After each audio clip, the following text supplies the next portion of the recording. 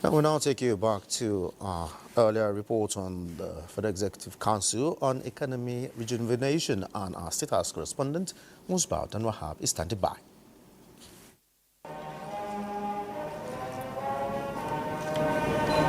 A second consecutive meeting of a top policy-making body in the country in 2 days.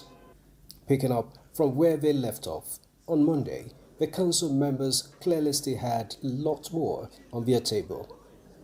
Another set of 67 memoranda to consider, and the council apparently would spare no time to further inject more life into the national economy. After deliberations, Information and National Orientation Minister yet again, with his colleagues to brief newsmen, acting on the recommendation of its committee assessing the state of dams in the country, the council has expressly approved the sum of 80 billion naira for the immediate rehabilitation and expansion of a failing Alau Dam, which claimed lives and destroyed properties last year in Maiduguri and its environs. And we are believing that between now and July this year, the first component of that work will be established, so that this year there will be no flooding in Maiduguri again. Ministry of Works again secured council's approval for 14 road projects, including sections of a Phase 1 Lagos-Ibadan road, which the minister says the government hopes to complete by April. We are poised to take over some of the routes, if any of them will not be completed by the month of April, because we need to commission that project. Similarly, the FCT administration got approval for 6 projects, which include the rehabilitation of Phase 1, 3, and 4 of the Lower Usuma Dam water treatment plants in Abuja. They are mainly on infrastructure development and adequate water supply to the people of FCT and the environment. The council also directed that Nigeria ratifies the African Medicines Agency Treaty, approved since 2019 by the African heads of state to enhance sufficiency in production of pharmaceuticals on the continent.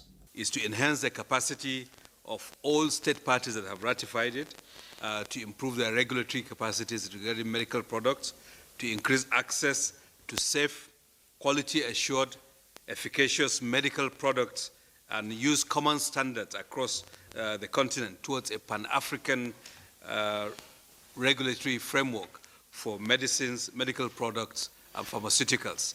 The ministry equally secured approval to expand infrastructure and equip facilities in 6 tertiary institutions across the country, put at 12 billion naira. Meanwhile, the council has directed the Debt Management Office to raise a 758 billion naira federal government bond to clear backlog of pension payments. And that is to clear up the backlog of pension liabilities owed various categories of pensioners who are owed funds under the defined benefit system that preceded the defined contributory pension scheme that came into force in 2004 and of course was updated with a new act in 2014. The council also announced a €30 million long-term concession of financing from a French development agency for the provision of clean energy-based student housing across the country. The government of President Bola Ahmed Tinubu is listening to the public and ensuring that the economy comes back to life once again. And the reforms are working. The economy is actually beginning to turn the corner. And this year, 2025, is a year of consolidation of all the reforms that President Bola Ahmed Tinubu has and his administration has embarked upon. And we believe that by the end of the year, the economy will be a lot better. From the State House, Musbau Dan-Wahab, NT News.